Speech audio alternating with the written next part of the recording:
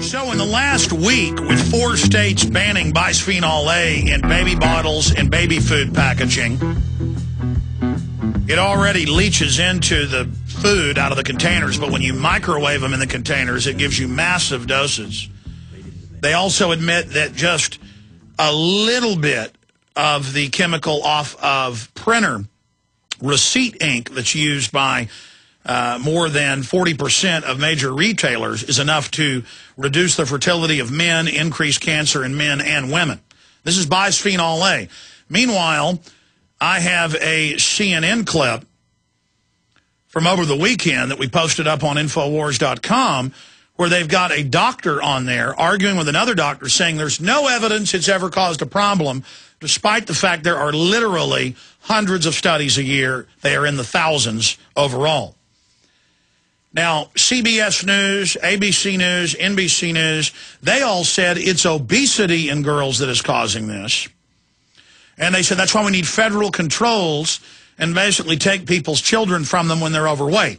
So they let them sell you corn syrup. They let the companies line things in bisphenol A, put MSG in it, aspartame. All of this causes serious health problems and obesity, and all the studies, they know full well it kills the guinea pigs, kills the monkeys with the aspartame, the MSG. They know. And they create the crisis and then come out and say, why are our girls going into puberty at 7? And, of course, in England and the United States, when you bring your girl in, when she's 5, 6, 7, 8 years old going to puberty, they give you hormones to block those hormones, which then screw your daughter up even more. And there's no discussion about the feminized boys. And all of it attacks fertility. But I did find several mainstream news articles that did tell the truth. One was in the Kansas City Star, kansascity.com. Study finds puberty arriving early in girls. And it went on to say many scientists believe chemicals in the environment need to be studied like bisphenol A that act like estrogen.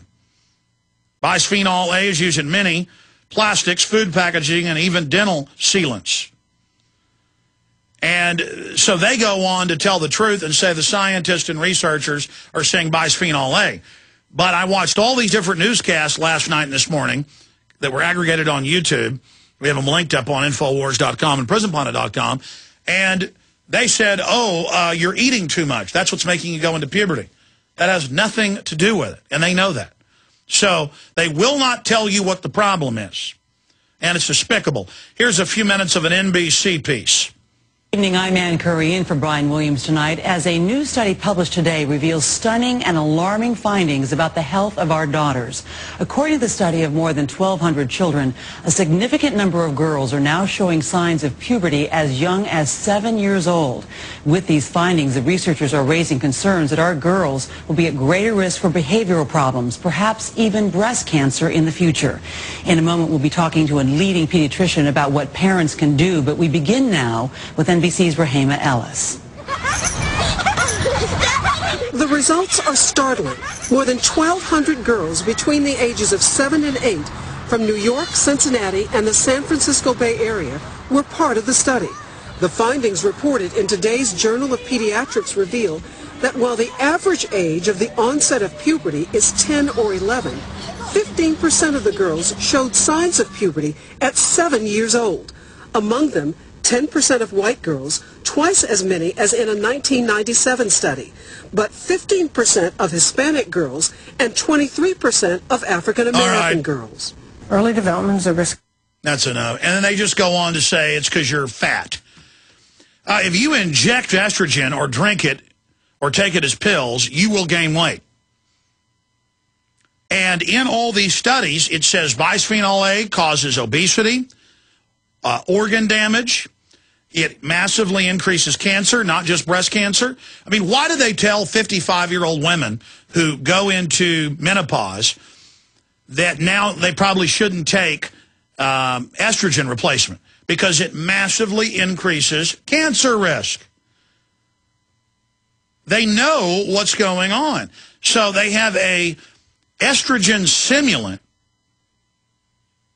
that is in almost all foods. Now, if you look at the other studies, And you can pull these up side by side of Hispanics and blacks. They tend to be poorer. They tend to eat more junk food than whites. Whites are becoming poor now, so you see their number doubling.